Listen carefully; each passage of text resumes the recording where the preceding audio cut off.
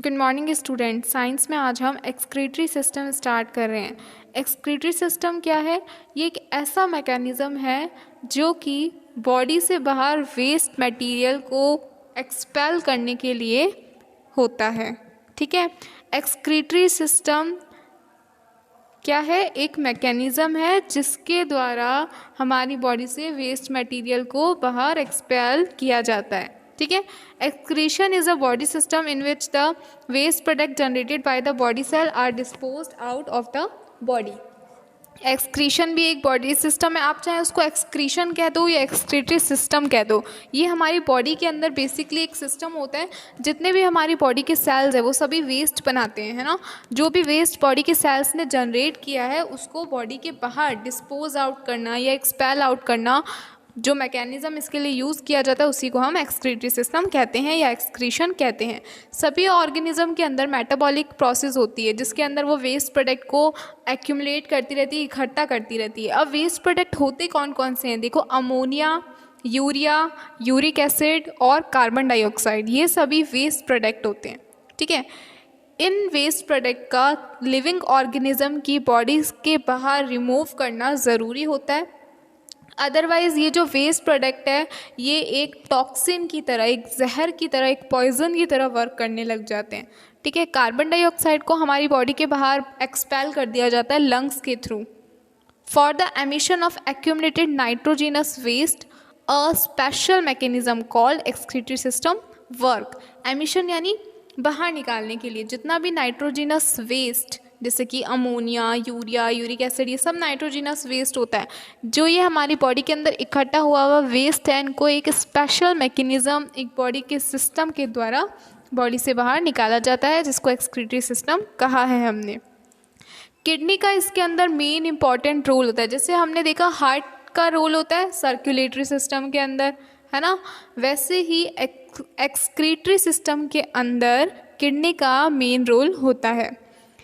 अब देखो, पहले हम नाइट्रोजिनस वेस्ट के बारे में पढ़ेंगे, वो वेस्ट जो लिविंग ऑर्गेनिजम्स की बॉडी के अंदर जनरेट होते हैं। सबसे पहले आता है अमोनिया, यूरिया और यूरिक एसिड, है ना। अमोनिया जिस एनिमल्स के अंदर एक्सक्रीट किया जाता है, जिस एनिमल की बॉडी में as a waste material ammonia बनता है और फिर एक्सक्रीट करते हैं बॉडी के बाहर, उन एनिमल्स को हम बोलते हैं अमीनोटैलिक। ठीक है, जिनके अंदर अमोनिया एक्सक्रीट होता है वो अमीनोटैलिक, जिनके अंदर यूरिया का एमिशन होता है वो यूरियोटैलिक, जिनमें यूरिक एसिड का होता है उनको यूरिकोटैलिक बोलते हैं। अब आप देखो, अमोनिया का किस में होता है? बोनी फिशेस के अंदर, एम्फीबियंस, एक्वेटिक इंसेक्ट, ये सब अमोनिया बनाते हैं एज अ वेस्ट मटेरियल और उनको बॉडी के बाहर एक्सक्रीट करते हैं। तो आपसे अगर अमीनोटैलिक एनिमल्स के बारे में पूछा जाए तो आप क्या लिखोगे? अमीनोटैलिक वो एनिमल होते हैं जिनके अंदर अमोनिया एक्सक्रीट होता है। एग्जाम्पल, बोनी फिशेस, एम्फीबियन और एक्वेटिक इंसेक्ट। अब जब अमोनिया एक्सक्रीट हो रहा है तो उसके लिए, अमोनिया के एक्सक्रीशन के लिए बहुत ज़्यादा वाटर की रिक्वायरमेंट होती है। ठीक है, और वाटर की रिक्वायरमेंट होती है तो आप देख लो, फिशेस वाटर में रहने वाली, एम्फीबियंस वाटर में और लैंड पे दोनों पे रहते हैं तो उनको भी वाटर रिक्वायर होता है, और एक्वेटिक इंसेक्ट यानी जहाँ पानी ज़्यादा मात्रा में अवेलेबल हो पा रहा है वहीं अमीनोटैलिक एनिमल्स पाए जाते हैं। फिर सेकंड आ रहा है यूरिया। ठीक है, यूरिया का एमिशन कौन करते हैं? मैमल्स, जैसे ह्यूमन बीइंग हो गए, है ना, सी की फिशेस, समुद्र में रहने वाली जो फिशेस है वो, और भी अदर एग्जाम्पल है। आप दो ध्यान रख लेंगे, मैमल्स एंड सी फिशेस। इन एनिमल्स को हम यूरियोटैलिक बोलते हैं बिकॉज ये यूरिया एमिशन करते हैं। ठीक है, लीवर जो है हमारी बॉडी के अंदर, हमारी बॉडी के सेल्स के अंदर अमोनिया बनता है।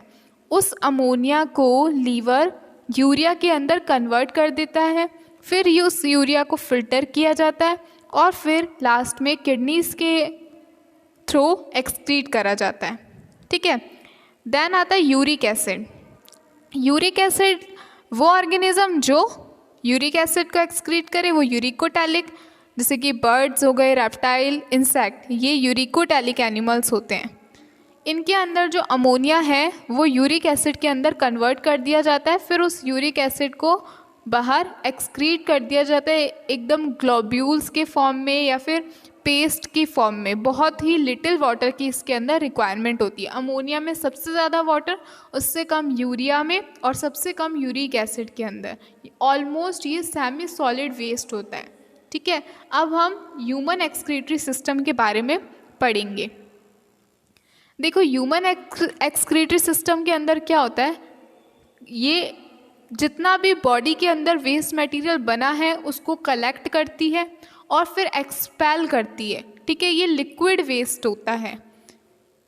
इस सिस्टम के अंदर आप देखो, एक्सक्रीटरी सिस्टम के अंदर कौन कौन से बॉडी ऑर्गन आ रहे हैं। इसके अंदर 2 किडनीज आती है, 1 यूरिनरी ब्लैडर, जो आपको नीचे वाला पोर्शन दिख रहा है ये यूरिनरी ब्लैडर होता है, और जो 2 पाइप किडनी से आ रही है, 2 ट्यूब लाइक स्ट्रक्चर जो आ रही है किडनी से, वो होते हैं यूरेटर्स।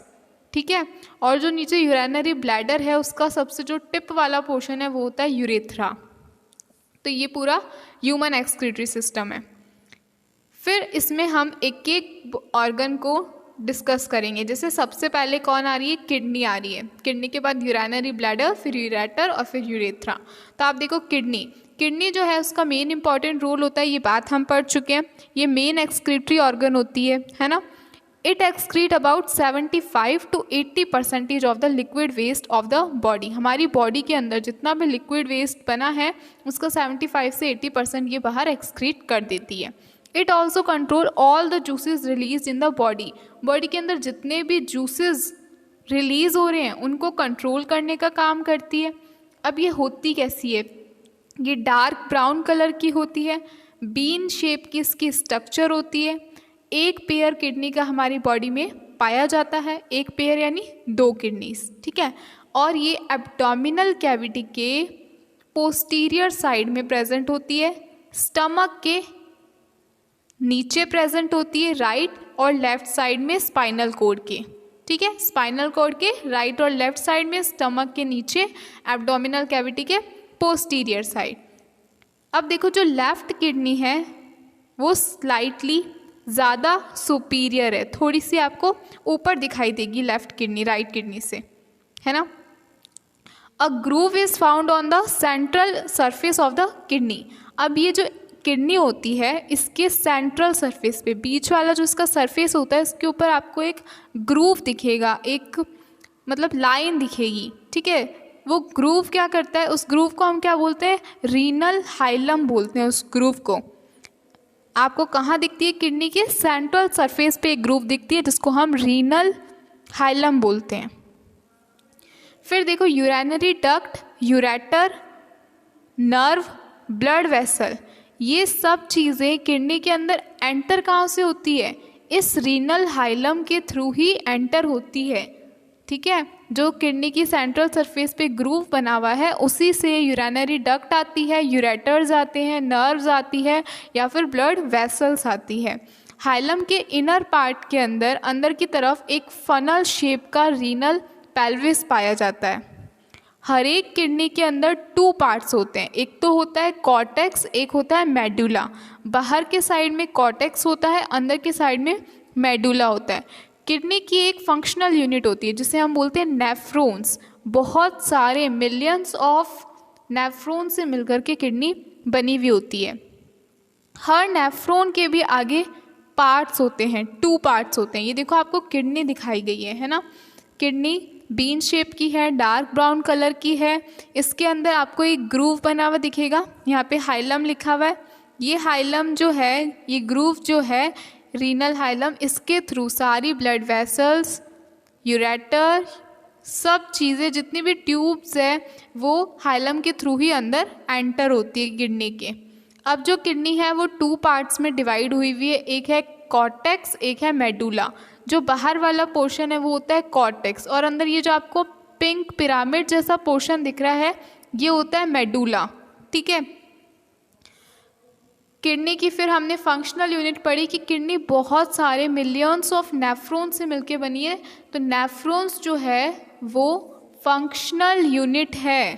ठीक है, फंक्शनल यूनिट है नेफ्रॉन्स। अब हम पढ़ेंगे बोमेन्स कैप्सूल के बारे में। ये क्या है, ये नेफ्रॉन के पार्ट हैं। हमने पढ़ा कि किडनी बहुत सारे नेफ्रॉन से मिलके बनी है।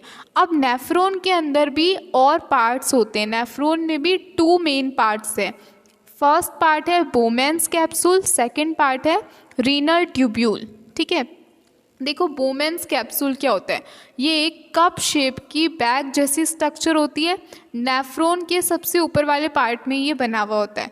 इसके अंदर बहुत सारी कैपिलरीज का नेटवर्क पाया जाता है। जो बोमेन्स कैप्सूल है उसके अंदर 2 आर्ट्रियोल होती है। एक होती है एफरेंट आर्ट्रियोल और एक होती है इफरेंट आर्ट्रियोल।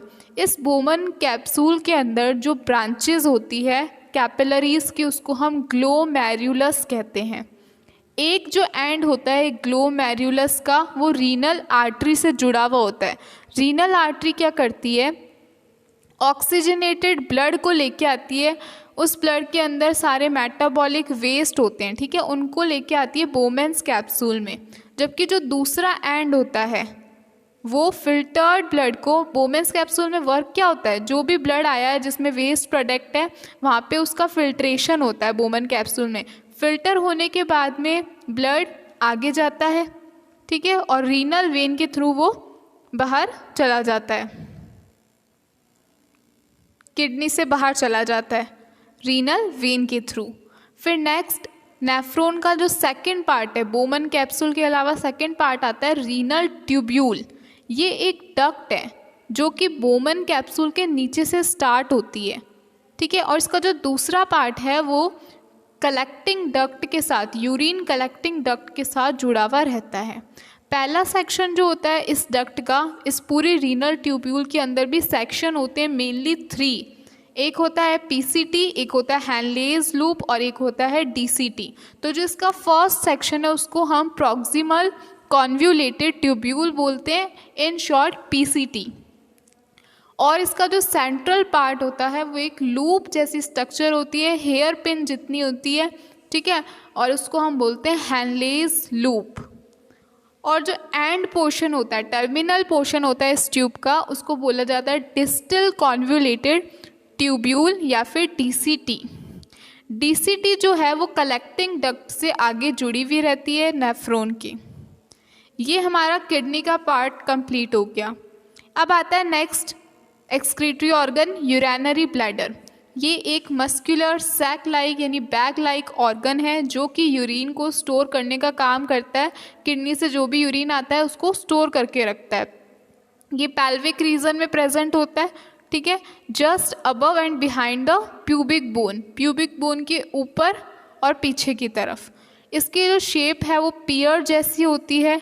ये यूरिनेशन कराने के लिए हेल्प करता है। इसके अंदर 400 ml से लेकर 600 ml तक यूरिन स्टोर रह सकता है। ये यूरिन किडनी से आता है ब्लैडर के अंदर यूरेटर्स की हेल्प से, जो 2 ट्यूब थी यूरेटर, उनकी हेल्प से किडनी से ब्लैडर में आता है। नेक्स्ट ऑर्गन है यूरेटर। यूरेटर क्या है, ये एक पेयर है, 2 होती है हमने देखा था, तो एक पेयर हो गया ये ट्यूब की। ये यूरिन को किडनी से यूरिनरी ब्लैडर में लाने का काम करता है। ये जो यूरेटर्स होते हैं ये स्मूथ मसल्स के बने हुए होते हैं और इनका साइज 25 से 30 सेंटीमीटर्स का होता है अडल्ट में। नेक्स्ट एक्सक्रीटरी ऑर्गन है यूरेथ्रा। ये एक ट्यूब लाइक स्ट्रक्चर है जो यूरिनरी ब्लैडर के नीचे एकदम लास्ट पे प्रेजेंट होता है, ठीक है। ये यूरिन को ब्लैडर से बॉडी के बाहर आउटसाइड में रिलीज करता है। मेल्स के अंदर ये पेनिस से कनेक्ट हुआ रहता है और फीमेल के अंदर वेजाइनल ओपनिंग के ऊपर जस्ट ये होता है, ठीक है। मेल्स के अंदर ये सीमन को भी कैरी करने का काम करता है। जो सीमन इजैक्यूलेटरी डक्ट से रिसीव होता है उस सीमन को भी ये यूरेथ्रा कैरी करता है। लेंथ जो होती है मेल यूरेथ्रा की वो लार्जर होती है फीमेल यूरेथ्रा के कंपैरेटिवली। अब नेक्स्ट टॉपिक आता है यूरिन फॉर्मेशन, जिसको हम नेक्स्ट क्लास में पढ़ेंगे। Thank you.